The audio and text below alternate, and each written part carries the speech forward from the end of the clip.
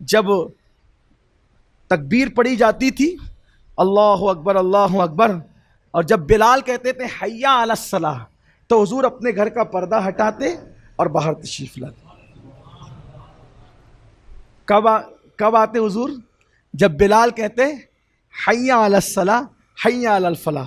اسی لیے حضور فرماتے کہ جب تک مجھے نہ دیکھنا اس وقت تک نماز کے لیے کھڑے نہ ہونا.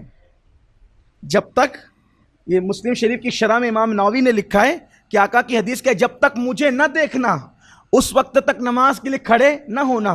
تو سب بیٹھے رہتے تھے اور اقامت ہوتی تھی. بلال کہتے تھے حی علی الصلاۃ حی علی الفلاح. حضور حجرے سے نکل کے آتے تھے، صحابہ حضور کو دیکھتے تھے، اٹھ کے کھڑے ہو جاتے.